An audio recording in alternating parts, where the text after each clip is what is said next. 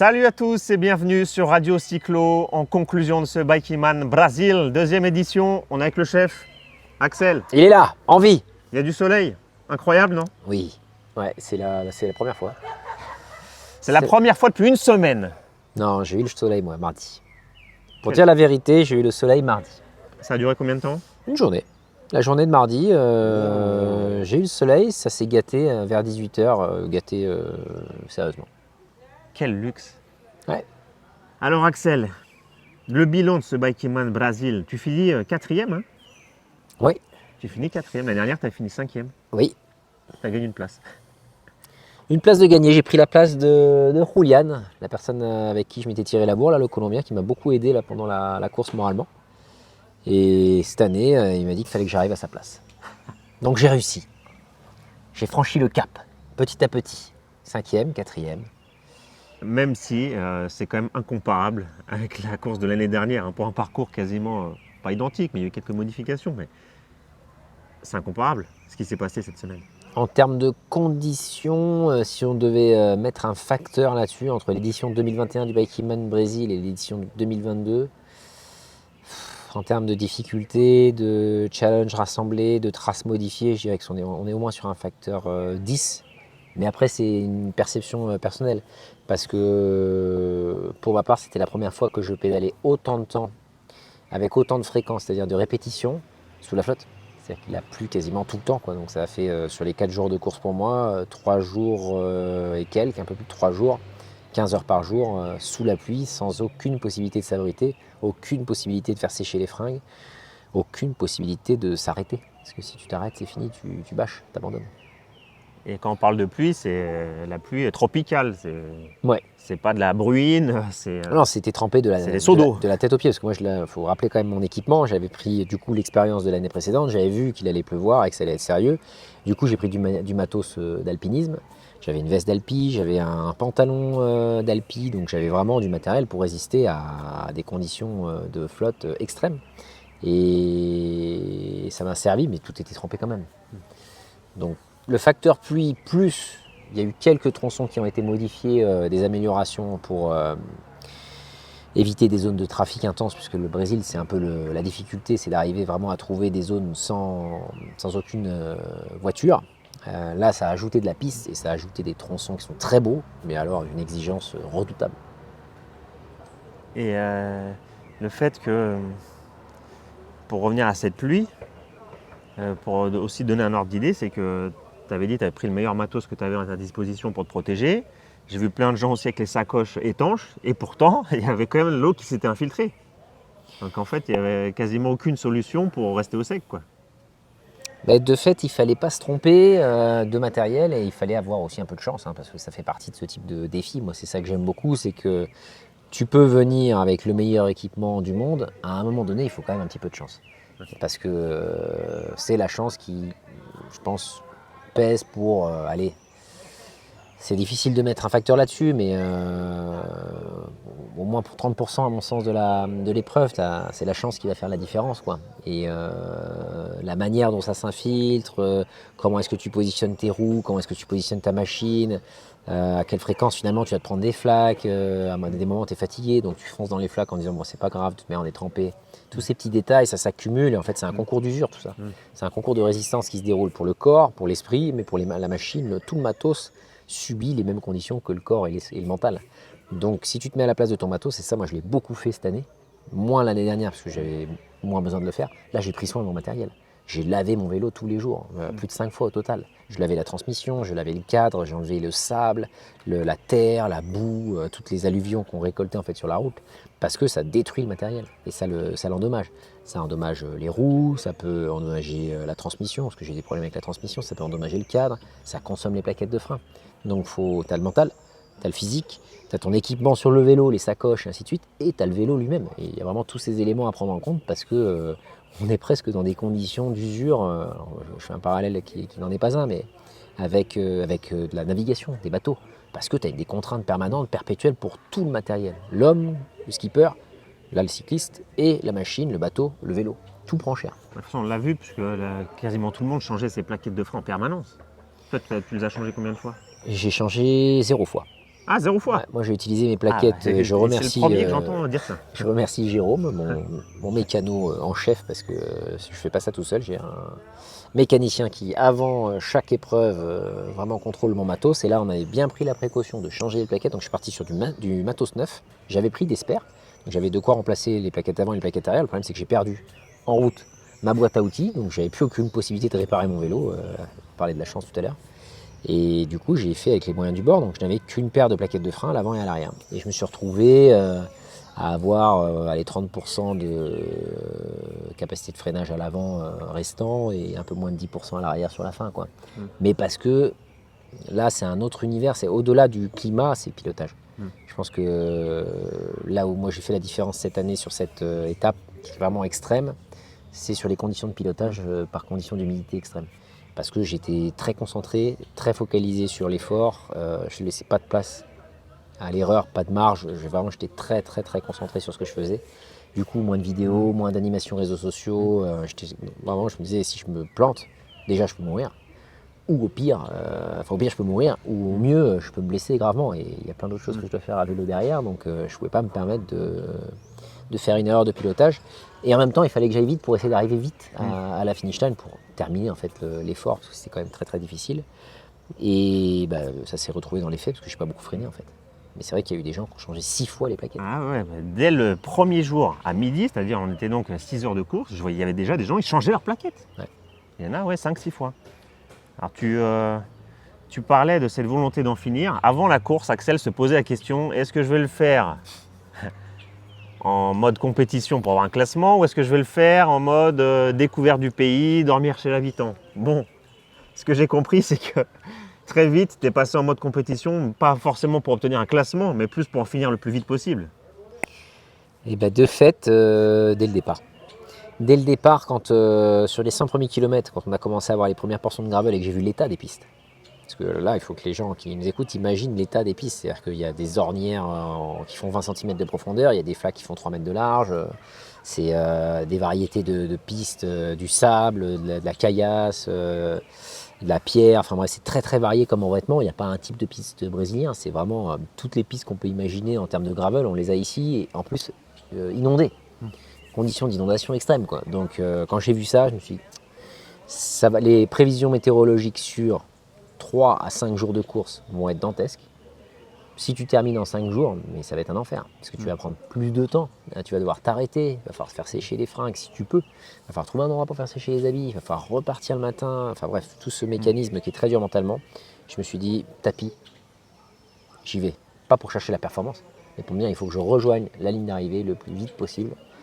En sachant que j'avais bien analysé la météo et j'avais vu que mardi il y avait une petite accalmie parce que le parcours, grosso modo, on part de la forêt atlantique, donc de la montagne qui pleure, de Mantiqueira. Elle pleure parce que justement il y a énormément de pluie et elle est réputée pour ça, c'est pour ça qu'elle est aussi verte. Et on va vers la Serra do Mar, donc la montagne de la mer, pour rejoindre toute la côte atlantique et après remonter dans la Serra do Mar et pénétrer dans le parc magnifique d'Itatiaia. J'avais vu que sur la côte il y avait un microclimat et qu'il allait potentiellement faire beau ou avoir une accalmie mardi, c'est ce qui s'est passé. Du coup j'ai poussé, ça m'a servi parce que quand j'ai repénétré, donc on est dans la montagne, on ressort de la montagne pour caricaturer, on arrive sur la côte, on rebascule dans la montagne, quand tu arrives de nouveau dans la Serra do Mar, là il y avait un orage qui arrivait, mais terrible, un truc, c'était limite les gouttes d'eau t'assommaient quand tu étais sur le vélo, quand tu te prenais la pluie dans la tête, quoi. Et d'ailleurs j'ai dû m'arrêter pour me reposer parce que la pluie était trop importante. Donc en analysant tout ça, je me suis dit, oublie la compétition, le classement, parce qu'au final, sur ce type d'effort, quand il y a des conditions extrêmes comme ça, il n'y a plus de classement premier, deuxième, troisième, quatrième, tu t'en fous de ça. C'est de la survie. C'est de la survie, ou en tout cas de te dire, je suis dans le défi, je suis là, et pour rebondir sur à quelqu'un qui fait un clin d'œil, je ne vais pas le citer, mais je suis au Brésil, j'ai le privilège d'être là, tu ne peux pas abandonner. Même si les conditions sont difficiles, c'est ça le pays. Le Brésil, c'est pas Copacabana avec les nanas sur la plage. Il n'y a pas que cette image-là touristique. Le Brésil, on a découvert l'autre face. Il y a l'autre face. C'est le froid, la pluie. C'est la forêt atlantique. C'est l'une des forêts les plus denses de la planète. C'est ça la thématique du Biking Man Origine Brésil. Et clairement, là, on a vu l'autre côté de la forêt atlantique. Et moi, ça ne m'a pas déplu parce que c'est ce type de compétition qui permet de se retrouver dans des conditions pareilles. Toi, tu as dû te voir également quand tu étais en 4x4 en train de nous suivre et de filmer. C'est dur. J'ouvrais la route et je me disais, carnage. Carnage, mais à la fois, c'est un privilège de voir la nature. Ah oui, de voir, oui, c'est impressionnant. Généralement, les humains s'abritent dans ces conditions-là. Ouais. Et tu les vois pas. C'est-à-dire que tu vois pas ces conditions, tu pénètres pas dans la jungle dans ces conditions-là, tu vois pas les animaux. Moi, j'ai vu des serpents, des trucs hallucinants et qui peuvent être à la fois effrayants, mais qui te mettent en contact avec la nature dans son élément naturel. Et moi, c'est ça qui me plaît sur les épreuves. Tu le sais, il y a le caractère vélo, mais il y a le caractère exploration, immersion dans un cadre. Et là, on a eu, je pense, un privilège parce que même si les conditions étaient folles, si on devait les reproduire, on n'y arriverait pas. Ouais. On n'y arriverait pas, c'est-à-dire qu'on n'a pas eu de chance, mais en même temps on a eu de la chance de se retrouver dans des conditions pareilles pour le voir. Et maintenant, tu me parles du Brésil jusqu'à la fin de ma vie, tu me dis qu'est-ce que c'est que la forêt atlantique, je l'ai dans la peau. C'est sous l'épiderme, je sais ce que c'est. Parce que je l'ai vu de l'intérieur, j'étais sur le vélo, à glisser en fait, parce que c'est presque du surf que tu fais. Bien sûr, il y a l'effort de pédaler, mais à un moment donné, quand tu es sur les pistes, tu es en train de... Tu files en fait. Mais la nature, elle est immobile, elle ne bouge pas, elle reste autour, et tu es juste un témoin, tu traverses. Ça, c'est vrai. C'était extrême, c'était très dur. Mais ça valait quand même le coup de le voir. C'est exceptionnel. C'était exceptionnel de se retrouver dans ce parc. Ouais. Le contact avec les Brésiliens, je l'ai eu quand même. Ouais. C'est-à-dire que dormir chez l'habitant, j'ai fait des posadas, donc c'est l'équivalent de maison d'hôte. Quand tu arrives trempé avec un vélo, mais plein de sable, méconnaissable, c'est limite si on voit que c'est un vélo, quoi. Et que tu rencontres des Brésiliens et que tu leur dis que tu essaies de leur faire comprendre, voilà, je fais une épreuve du cyclisme, 1000 km, et qu'ils voient le climat, ils disent mais c'est pas possible, et qu'ils commencent à prendre soin de toi pour t'aider, pour à la fois te sécher, mais en même temps te faire repartir. Ils comprennent très vite, ah c'est une compétition, bon bah je vais t'aider pour que tu puisses repartir le plus vite possible.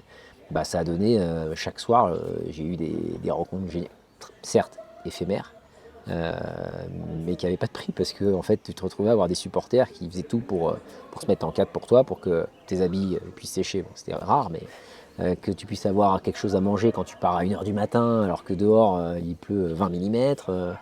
Et toute cette attention, cette générosité, j'ai quand même pu la retrouver, la toucher du doigt cette année et finalement plus que l'année dernière.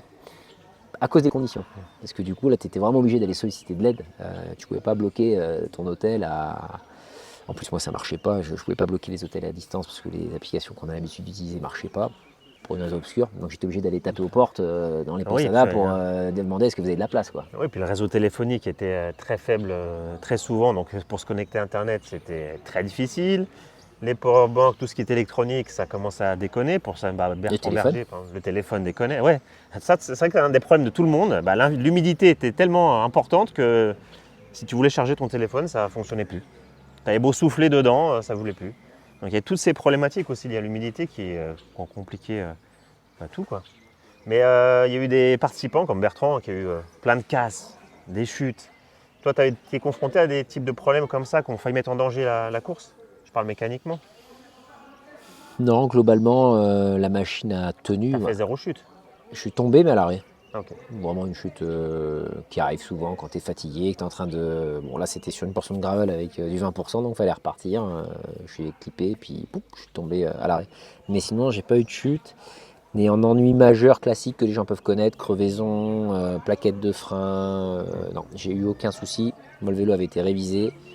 Il revenait du Brésil aussi, je l'ai déjà fait l'année dernière. Je ne veux pas dire que ça joue pas, mais en tout cas, la machine avait déjà vécu cette expérience. Là, elle l'a revécu et franchement, j'avais fait quelques ajustements techniques, notamment sur les pneumatiques, pour aller sur de la boue. Et quand était salvateur, je me suis éclaté sur les pistes. Vraiment, les conditions, je ne sais pas si dans ma vie j'arriverai à reproduire ces conditions-là, parce que dans la majorité du temps, je me dirais, je n'y vais pas. Ouais. Là, les conditions de la course sont faites, c'est un peu comme un Grand Prix, quoi. Tu dis, il flotte, c'est le Grand Prix, il est organisé, il faut y aller, quoi. Oui. Et pour reproduire ces conditions-là... La sortie à la maison, c'est non, j'y vais pas. Là tu es sur le Grand Prix, tu es obligé d'y aller. Ouais. Et en même temps, ça te fait des souvenirs de pilotage, de sensations, de faire corps avec la machine et les éléments, parce que tout autour de toi, il y a...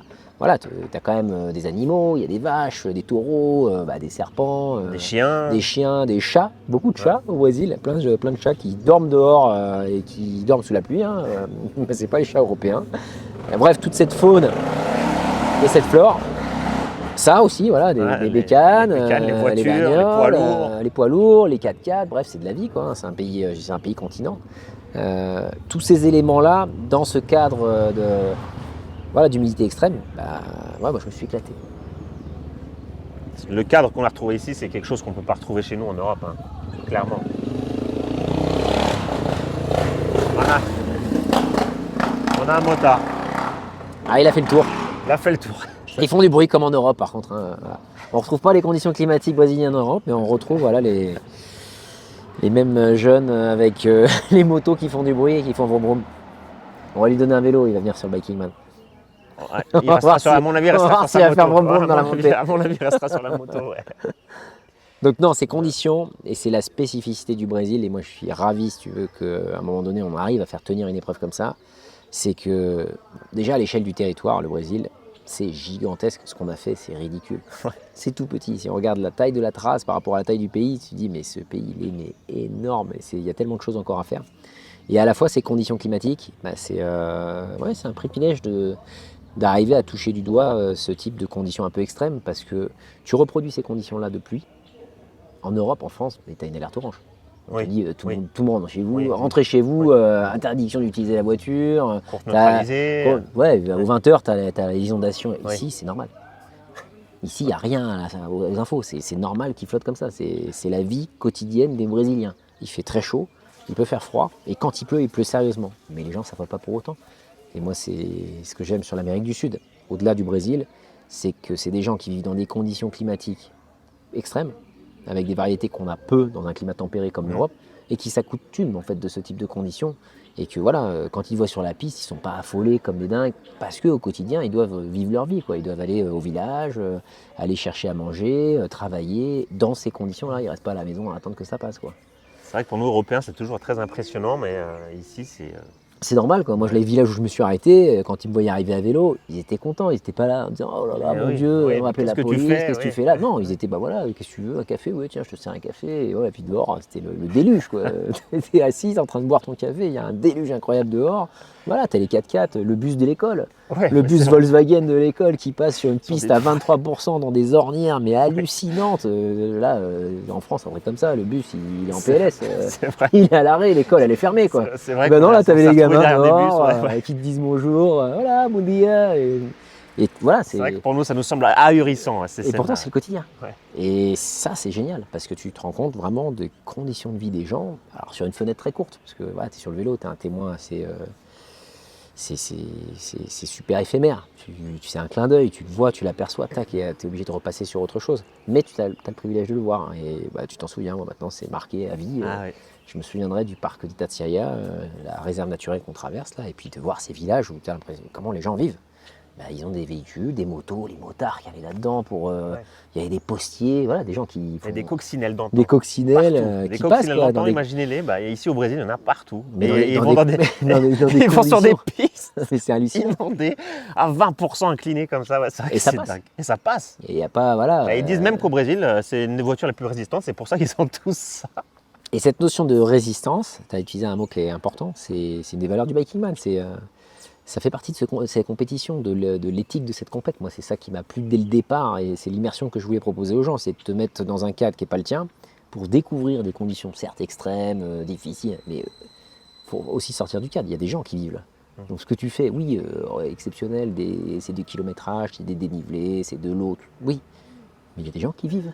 Il y a des gens qui marchent sur le bord de la route et qui font les 10 bornes par jour sous la flotte pour aller bosser, et ainsi de suite, et te souvenir de ça.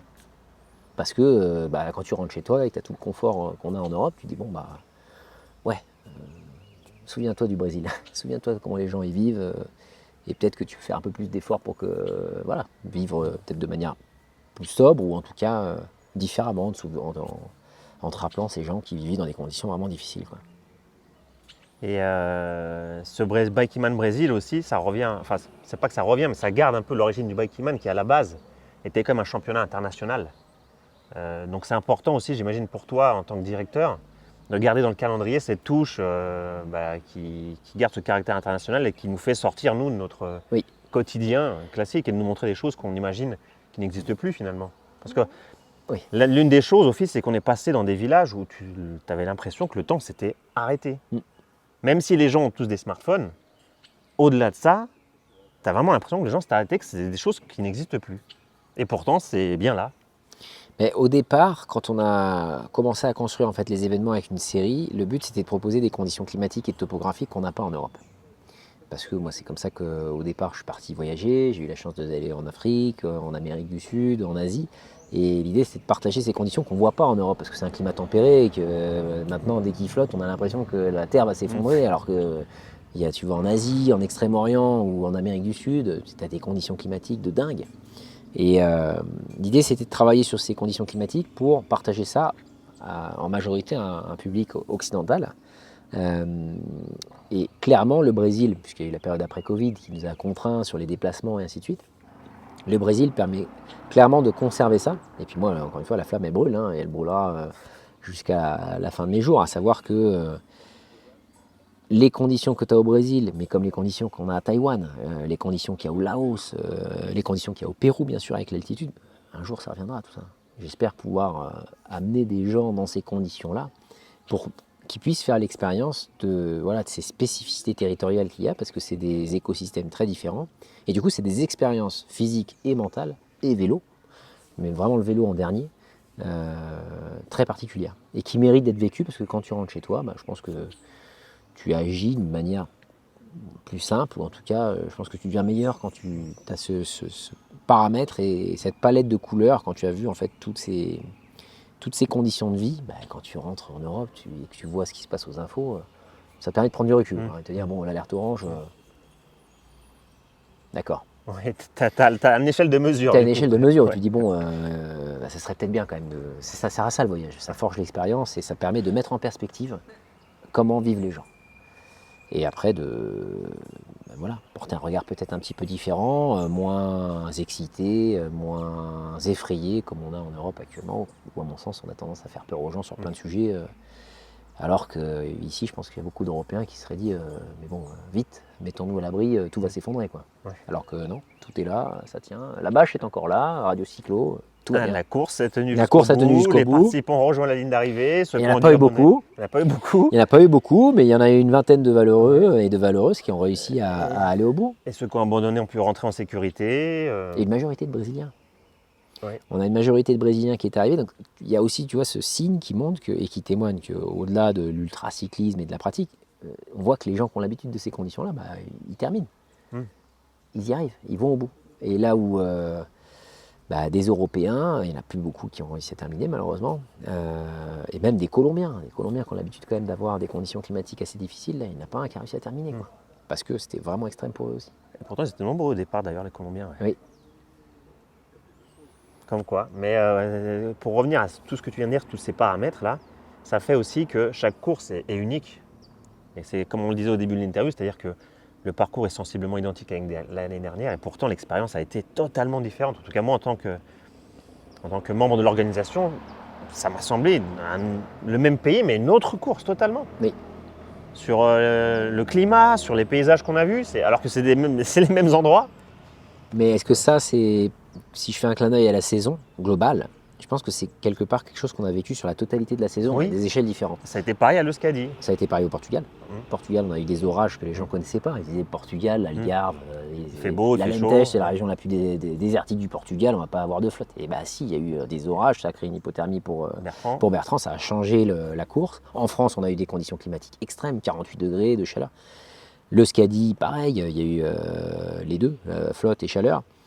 Est-ce que ce n'est pas des conditions sur lesquelles il faut s'habituer? Parce que quelque part, je ne vais pas l'appeler changement climatique, mais en tout cas, cette variation de climat qu'on a en ce moment, avec des très grandes variations qu'on n'a pas l'habitude de voir chaque année, notamment au Brésil, normalement il ne pleut pas dans ces quantités-là, à cette période-là, mais ça permet aussi de s'habituer à ce type de conditions, et dans un jeu, puisque la course de championnat reste un jeu d'adultes avec des gens qui se rassemblent pour tenter quelque chose, après de ramener ça dans sa sacoche en se disant ok, je me suis habitué et je vais essayer d'utiliser ces outils de résistance qui nous permettent d'être meilleurs au quotidien dans ma vie de tous les jours, avec ma femme, ma famille, mon travail. En tout cas, moi, c'est ce que j'espère. Parce que c'est ce que je fais, moi, d'un point de vue individuel. C'est tout ce que j'apprends sur le terrain. C'est pas juste le plaisir de descendre les pistes à fond les ballons. C'est apprendre à tenir dans des conditions difficiles pour après appliquer ça comme un mantra pour ma vie personnelle et quelque part être meilleur au quotidien. Tout ça fait que chaque biking man a l'expérience d'une vie. Oui, là, celui-là... on n'est pas prêt de l'oublier. Merci Axel de nous avoir accordé ce petit moment d'intimité sur Radio Cyclo. Avec plaisir, merci Après, Radio Cyclo. Merci Radio Merci Cyclo. Cédric. Ouais, la saison Bikeyman 2022, Bikeyman Origine 2022 est terminée. Et rendez-vous maintenant en 2023 avec de nouvelles surprises. J'imagine que tu nous gardes bien au chaud. On y travaille, le four tourne à plein régime, les gâteaux sont en train de cuire. Merci. Allez, salut les amis et merci à vous. Et puis restez connectés, abonnez-vous puisque le contenu, lui, il va continuer de défiler sur cette chaîne Bikeyman. Donc aidez-nous à l'entretenir. Salut! Ciao.